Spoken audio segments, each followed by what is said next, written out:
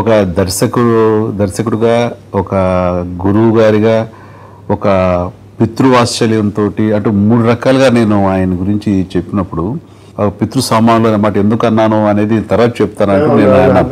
అది స్వయం కృషి సినిమా షూటింగ్ జరుగుతుండగా నేను ఏదైనా సాంగ్స్ నెక్స్ట్ ఉన్నాయి చేసేందుకు అనుకున్నప్పుడు నన్ను నేను డైట్ చేస్తూ చాలా ట్రిమ్గా ఉండటం కోసంగాను బాడీ తగ్గించుకోవడం కోసంగా మధ్యాహ్నం పూట ఇంకేమి తినకుండా అలాగే పడుకునేవాడిని. బ్రేక్ అనగానే కంచిలో షూటింగ్ జరుగుతుంది, శివుడి టెంపుల్.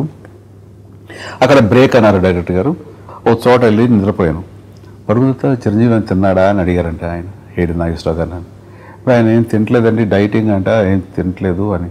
ఏంటది ఏం తినకుండా వచ్చి షూటింగ్ చేయడం అనేది అతనికి ఏం కంఫర్టు, అతనితో అలా ఉండి ఆకలితో ఉన్న వాటితో చేయించుకోండి, నాకేంటి బాగుండదు, అన్నం బట్టరని చెప్పేసి తీసుకుని ఆయనే పెరుగన్నం కలిపి చేతితోటి ఇది చెప్పండి తింటు సార్ అని, నేను కలిపాను అని చెప్పండి తింటాడు అని చెప్పి అది పెట్టారు. నేను లేచిన తర్వాత టూకి ఎప్పుడో రెడీ అయిన తర్వాత మేకప్ వేసుకుంటే, సార్ డైరెక్టర్ గారు మీకు అన్నం కలిపిచ్చారు.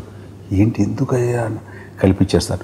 ఆయన కలిపిచ్చారా? అవును ఆయనే కలిపించి నేనే కలిపించాను తినమను అనేసరికి ఒక్కసారిగా నాకు ఒక కళ్ళు చెమర్చినాయి. అంత కన్సర్న్ ఏంటి? ఇప్పుడు ఎవరైనా సరే తినమని అన్నం పెడతారు, తినమని అడుగుతారు, బలన్నం పెడతారు, తినదాకా నేను ఇవన్నీ ఉండొచ్చు, అంత కన్సర్న్ అవ్వడు.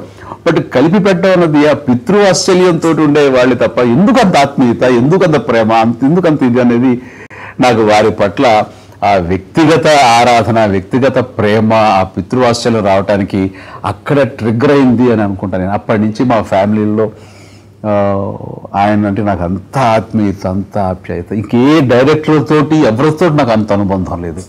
వేరు వేరు స్థాయిలో ఉంటాయి తప్ప ఈ స్థాయిలో నాకు మరొకటితో లేదు, ఆయనతోటే ఉంది. అదొక శివుడు ప్రాంగణంలో శివుడు కల్పించినటువంటి ఒక మహాప్రసాదం తిన్నాను.